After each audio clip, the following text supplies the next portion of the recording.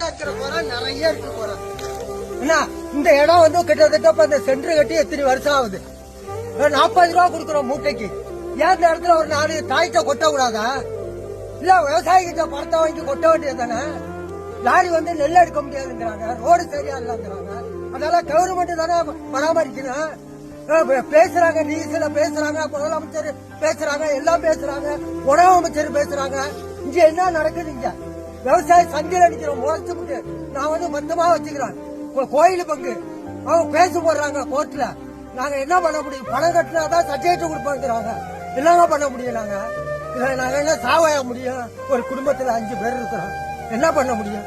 இதெல்லாம் கவர்மெண்ட் எடுக்கணும்ல. இல்ல நீஸ் இருக்கிறாங்க 10 பேர் இங்க கொட்டுறோம், 10 பேருக்கு போடுறோம். டோக்கன் போடலாம்ல, ஏன் அதை போட மாட்டாங்க? இந்த இடம் எப்படி இப்ப இன்ஜினை வச்சு இறக்கிறாங்களா? இன்னைக்குதான் இதுக்கு 9 விவசாயி நிக்கிறாப்புல. இதுல இறங்க தண்ணி இன்ஜினே தூக்கிட்டு வாங்க, தோண்டியா போடுங்க. இதெல்லாம் எப்ப செய்கிற வேலை? செஞ்சு வைக்க வேண்டியதானே இந்த வேலையெல்லாம். சம்பாவில நெல் கொள்முதல் பண்ணீங்களா? அப்படி போட வேண்டியதானே இதை. இதுல வர்ற அதிகாரி பூரா எல்லாம் வந்து பாடுறாங்க, போறாங்க, பாக்குறாங்க. அதெல்லாம் செய்ய வேண்டியதானே.